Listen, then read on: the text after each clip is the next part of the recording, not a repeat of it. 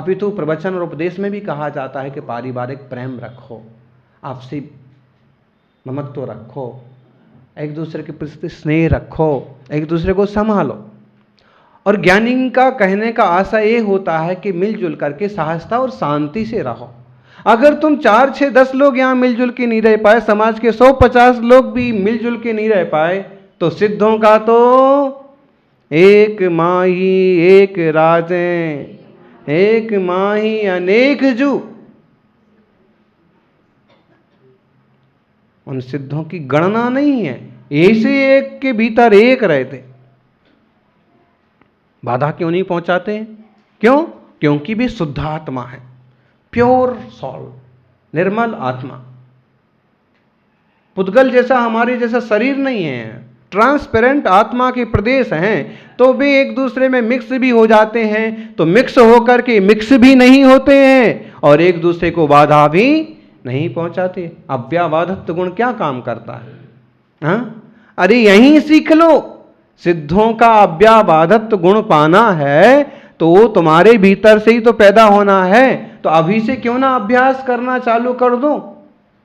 हाँ, तुम भी आ गए पूजा में, चलो तुम भी बैठ जाओ, तुम भी आ गए, तुम भी बैठ जाओ। भोजन में 4 जन का भोजन है, लेकिन और आ गए 2 जन, तो भाई बैठो बैठो बैठो, सबका हो जाएगा। मन तो बड़ा करो। इतने सारे महाराज जी आ गए, अब क्या होगा? चौका कैसे लगेगा? हैं? आहार कहाँ होगा? ज्ञानी साधु चलता है जितना, उससे कई गुना आगे उसका अपना भाग्य चलता है, पुण्य चलता है।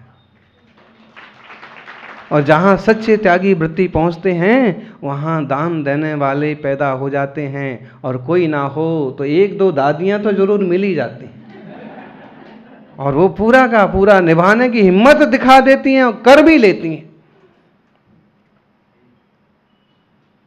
इन बुजुर्गों से सीखो जिनकी अकाट्य गुरु भक्ति है। घुटने खराब हो गए हों,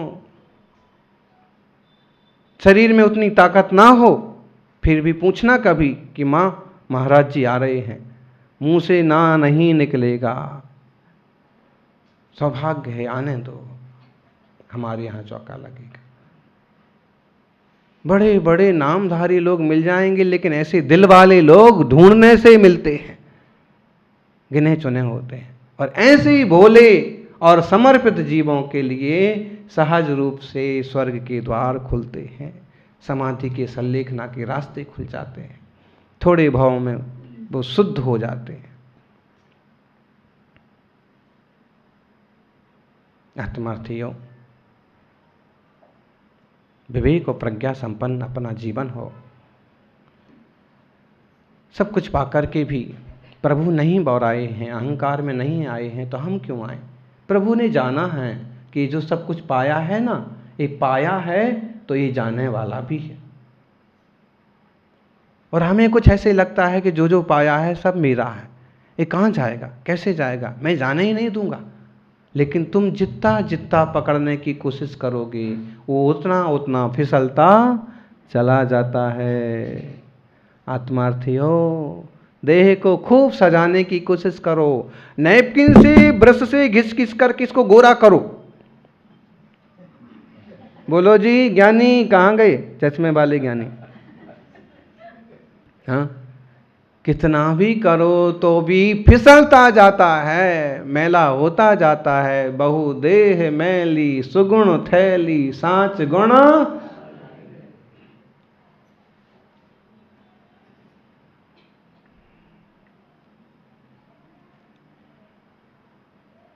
इससे अपन एक कुछ समझें कि जैसे अपनी शक्ति सामर्थ्य संपन्नता बढ़े, वैसे वैसे प्रेम, दान, ज्ञान, आत्मीयता भी बढ़े। सिद्ध भगवंतों की पूजा में कवि कहते हैं, जयमाला में बड़ी सुंदर पंक्तियां हैं। दुख कारण द्वेष विडारन हो, बस डारन राग निवारन हो। भवितारण पूर्ण कारण हो, सब सिद्ध नमो सुख कारण हो। सब सिद्धों को नमस्कार करता हूँ जो सब सिद्ध सुख में कारण है। बताइए, सिद्ध सुख में कारण है कि पत्नी सुख में कारण है? हंसते हो, बताते नहीं हो। हैं? पत्नी रोटी बना के देखी, गरम गरम एकदम बढ़िया, चाय के समय चाय देगी। अच्छा बताओ, सिद्ध भगवान सुख में कारण है कि पतिदेव सुख में कारण है? हैं? कमा के तो वही देंगे, मौके पर बढ़िया सी साड़ी, बढ़िया सी ज्वेलरी भी ला के देंगे। ये व्यवहारिक रिश्ते नाते हैं और उनको उस स्टैंडर्ड से और आदर्श रूप में पालन करने में कोई तकलीफ नहीं। परिवार परिवार की तरह से होना चाहिए, एक बहुत स्नेह संपन्न, आत्मीयतापूर्ण। लेकिन जब हम वस्तुनिष्ठ विज्ञान की तरफ जाते हैं, स्वरूप को समझते हैं, तो ये ध्यान में आता ही है कि सुख देने वाले हैं तो सिद्ध। अब आपका वो कैसे सुख हैं? सिद्ध भगवान सिद्ध लोक में बैठे हैं, यहां से पूरा पूरा 7 राजू है, अरबों खरबों किलोमीटर जिसे हम गिन नहीं सकते हैं। अब उतने दूर बैठे भी सिद्ध हमें सुख कैसे दे सकते हैं? एक बार महाराज जी ये कहो कि पिज्जा की दुकान वाला पिज्जा दे करके हमें सुखी कर देता है, वो तो होम डिलीवरी करता है, ये तो समझ में आता है। लेकिन सिद्ध, ध्यान रखना, जैसे कोई दुकान वाला होम डिलीवरी करके तुम्हें सुखी कर देता है, लेकिन तुम्हें सुखी करके उससे ज़्यादा वसूल के भी ले जाता है, ऐसे ही भगवान सिद्ध लोक के अग्रभाग में बैठे बैठे तुम्हारे पास तो नहीं आते हैं, लेकिन जैसे ही उनके स्वरूप का तुम्हें ज्ञान होता है, वैसे ही तुम्हें स्वस्वरूप का ज्ञान होता है। और जैसे ही स्वस्वरूप का ज्ञान होता है तो जीवन में एक सुख और आनंद की अलख आपोआप झल जाते।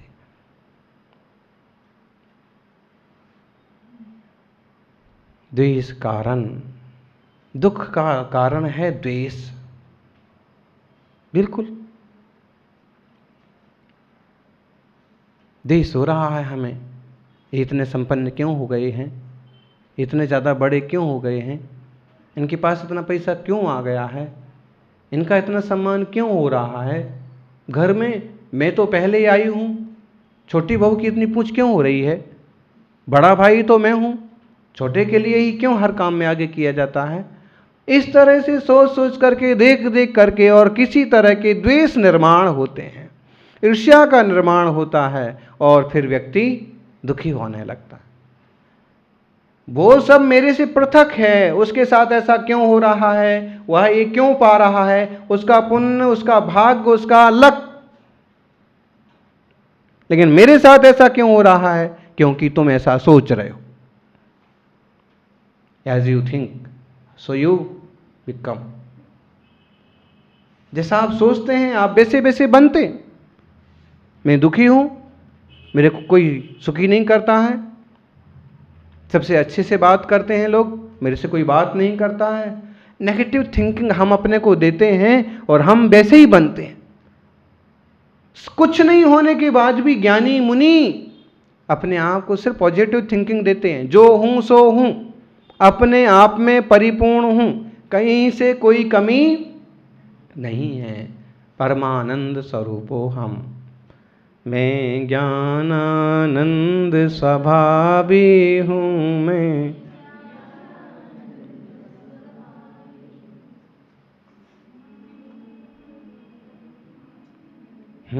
मैं हूं अपने में स्वयं पूर्ण, पर कि मुझ में कुछ गंध नहीं। मैं अरस अरूपी अस्पर्शी, पर से कुछ भी संबंध नहीं। मैं शुद्ध बुद्ध अविरुद्ध एक, पर परिणति से अप्रभावी हूँ। स्वात्मानुभूति से प्राप्त तत्व में ज्ञानानंद स्वभावी छूँ। केवो छूँ? हाँ, केवो छूँ? आत्मा केवा छे? ज्ञानानंद स्वभावी छे। पण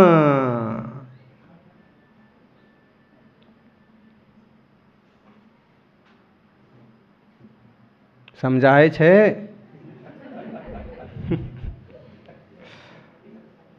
समझा, समझो, देखो।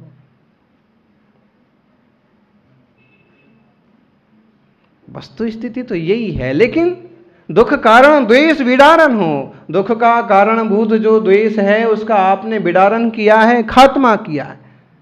दुख का कारण द्वेष है, पाल लो द्वेष। जितना द्वेष पाल लोगे तुम उतना ही दुखी होगे, गारंटी है। और तुम जितने निर्द्वेषी हो जाओगे उतने सुखी तुम ही हो जाओगे।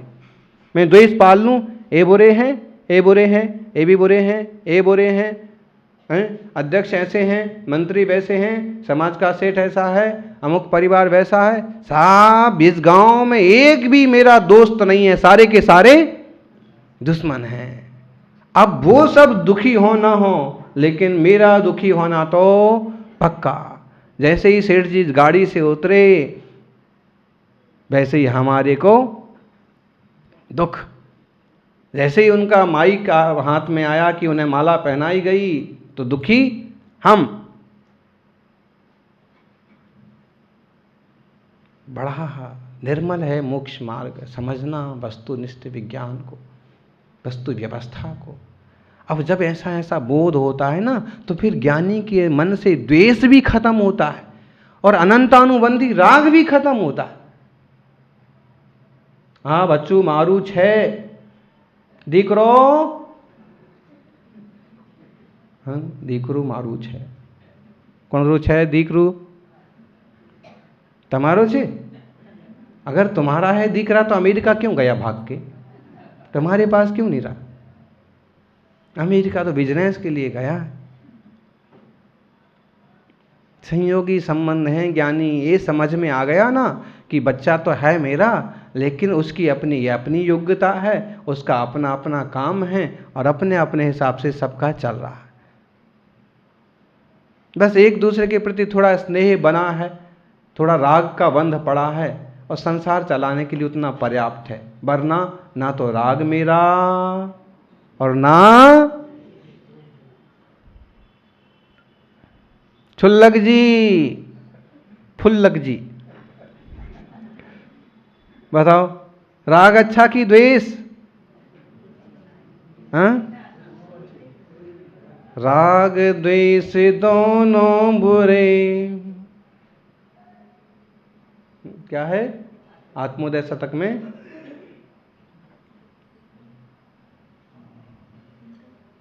राग द्वेष दोनों बुरे, अपना करते घात।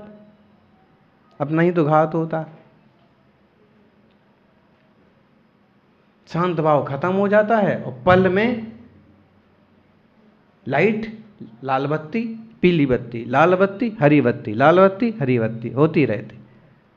विकल्प कभी अच्छा कभी बुरा, नेगेटिव पॉजिटिव, वाह चलता रहता है।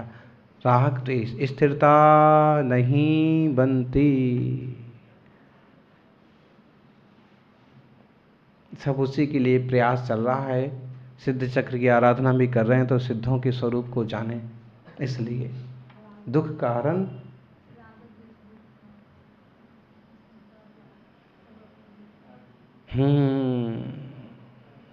समझो ज्ञानी, दुख का कारण है द्वेष। अगर आप दुखी हो तो किसी तरह का द्वेष जिंदा है, और बस का दारन राग निवारण हो, और बस में डालने वाला है राग। अगर किसी के बस में आप पड़े हो तो कहीं ना कहीं राग है।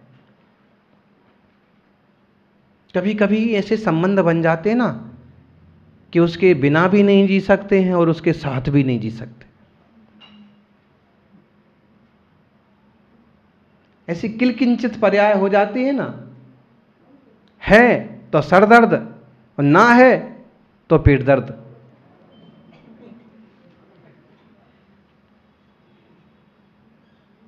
ऐसी नोक झोंक होने लगती है कि साथ रह रहे हैं तो नोक झोंक होती है, और अगर जरा से दूर हट गए तो काम बिगड़ जाते हैं। कुछ समझ में नहीं आता है कि आप परिस्थितियों को कैसे संभालें। है। और खासकर भारतीय पति पत्नी का लगभग यही हाल होता है। और उसमें भी कोई समझदार हो, प्रज्ञावान हो, तो बहुत अच्छे से सब कुछ चलता जाता है। लेकिन ये समझ लीजिए, द्वेष से हमारा ही दुख होता है, राग से हम बस में पड़ जाते हैं। लेकिन भवि तारण पूर्ण कारण हो, भव्य जीवों को उतारने वाले पूर्ण कारण हैं, ऐसे सिद्ध भगवान हैं, उन्हें हमारा नमस्कार हो। कैसे हैं सिद्ध भगवान? ज्योति रूपम दुरित निवह ध्वांत विध्वंस हेतु तामे बाहुर जिनवर चिरम तत्व विद्याभियुक्तः चेतो वासो भवसि च मम स्फारमुद्भासमानस् तस्मिन्नं ह कथमिव तमो वस्तुतो वस्तुमीस्ते। ज्योति रूप हैं भगवान जिनेश्वर, सिद्ध ज्योति रूप है। मतलब क्या है? ऐसी लाइट जलती है, ऐसे दीपक जलता है, ऐसे जल रहे होंगे क्या? यानी जलने का काम तो यही होता है। कभी दीपक जलता है और कभी दिल जलता है। શું जले छे? हाँ, कभी दीपक जलता है और कभी दिल जलता है। दीपक जलता है तो लाइट होती है, और दिल जलता है तो अंधकार होता है।